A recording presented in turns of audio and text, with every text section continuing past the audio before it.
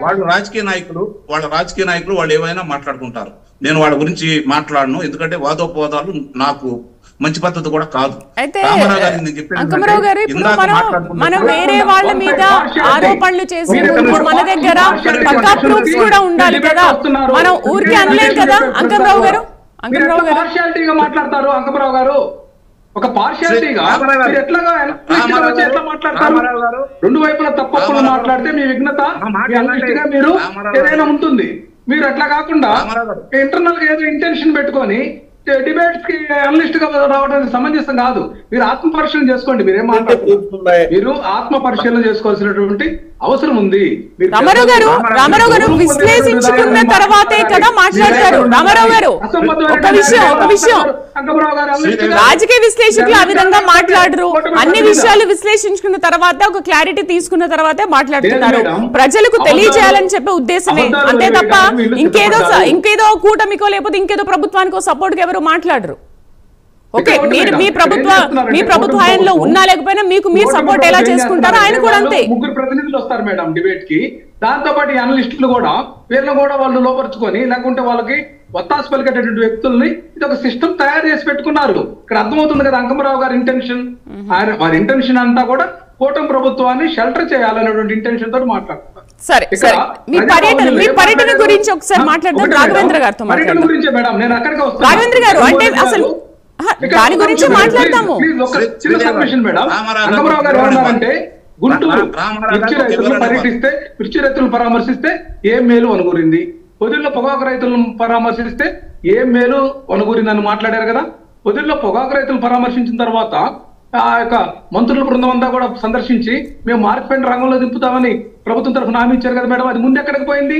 అట్లాగే ఇవాళ తోతాపూరి మామిడి పండ్ల విషయం కూడా బంగారుపాలెంకి సంబంధించి చిత్తూరు జిల్లా కలెక్టర్ ఎవరైతే సుమిత్ కుమార్ ఉన్నారు, ఆయన ఒక ప్రకటన చేశారు కదా మేడం.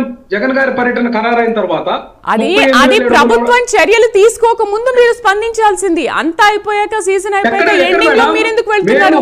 ఓకే, ఇప్పుడు రైతులు అక్కడ కష్టాల పాలు అవుతున్నారు, వాళ్ళకి గిట్టుబాటు ధర రావట్లేదు, ఇంకేదో రాష్ట్రానికి వెళ్తున్నారని మీరు మాట్లాడుతున్నారు కదా. మరి మొదట్లోనే వెళ్లాల్సింది, మొదట్లోనే వెళ్లి పరామర్శించాల్సింది, ప్రభుత్వాన్ని నిలదీయాల్సింది మీరు అప్పుడే.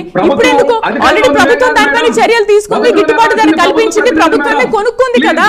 ప్లీజ్ అర్థం చేసుకోండి మేడం. ఇక్కడ ప్రభుత్వం బీజేపీ జనసేన వాళ్ళు స్పందించాలి. మొదట్లో మేము సమస్య జరిగిన తర్వాత బాధ్యతాయుత ప్రతిపక్షం స్పందించింది కాబట్టి ఈ రోజు ఇక్కడి వరకు వచ్చింది. అంత అయిపోయినాక మీరు వెళ్తున్నారు కదా, 6 మంది రైతులకు 2,22,000 మామిడి పండ్లను మేము సేకరిస్తాము, సేకరించి వాళ్ళకి గిట్టుబాటు ధర కల్పిస్తామని ఇది మా యొక్క జగన్మోహన్ రెడ్డి గారి చిత్తూరు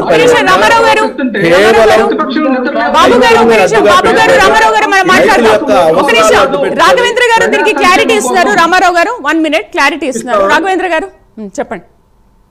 శ్రీదేవ్ గారు, ఈరోజు జగన్మోహన్ రెడ్డి గారి ఏదైతే బంగారుపాలెం పర్యటన, ఆయన దండుపాలెం బ్యాచ్ వెంట పెట్టుకుని ఏదైతే ఆయన ప్లాన్ చేసుకున్నాడో అది కేవలం రైతుల యొక్క అవసరాలని, రైతుల యొక్క కన్నీళ్ళని, రైతుల యొక్క కష్టాలని, ఆయన యొక్క రాజకీయ అవసరాల కోసం, తన యొక్క రాజకీయ ప్రయోజనాల కోసం, తన రాజకీయ పార్టీని బలోపేతం చేసుకోవడం కోసంగా ఈ రోజు ఆయన వెళ్తున్నాడే తప్ప ఈ రోజు నిజంగా ఆయనకి రైతుల మీద ప్రేమ ఉన్నట్టు, రైతుల మీద నిజంగా ఆయనకి ఒక విఘ్నత ఉన్నట్టు, రైతులకు నిజంగా న్యాయం చేకూర్చుదాం, రైతులకు న్యాయంగా లాభం చేకూర్చుదాం అని అయితే కానే కాదు.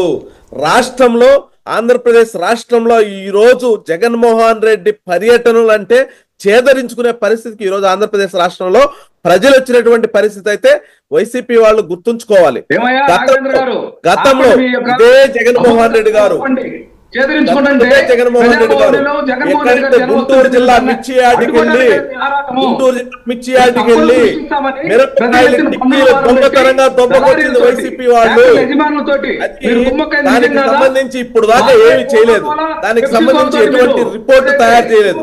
తర్వాత వదిలికెళ్ళి వీళ్ళు చేసి వచ్చిన ఘనత ఏంటంటే అక్కడ ఉన్నటువంటి పొగాకు బేళ్లుని ఇష్టం వచ్చినట్టు తొక్కారు.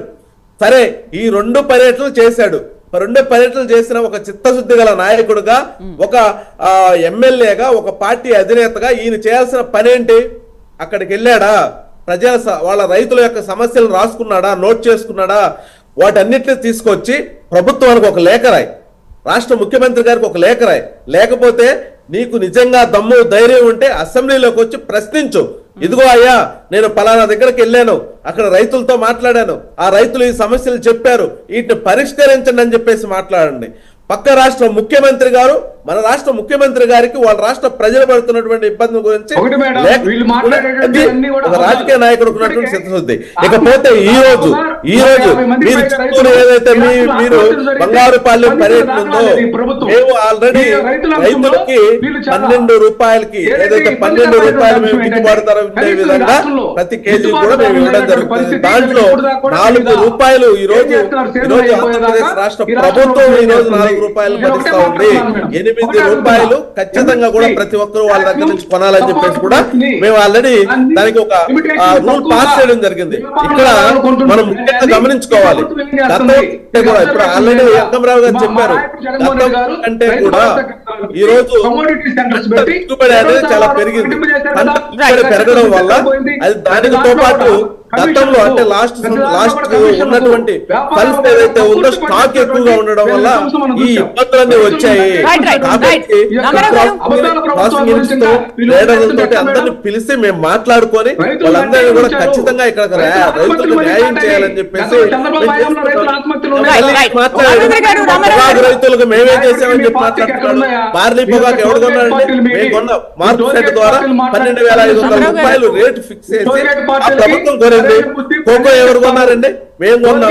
ఇవన్నీ కూడా తెలుసుకోకుండా ఇష్టం వచ్చినట్టు మాట్లాడేది, డిబేట్ అబద్ధాలు మాట్లాడేది, అసత్యాలు ప్రజలకు ఎక్కించాలి. ఇదే నుంచి ఏదైతే ఈ రోజు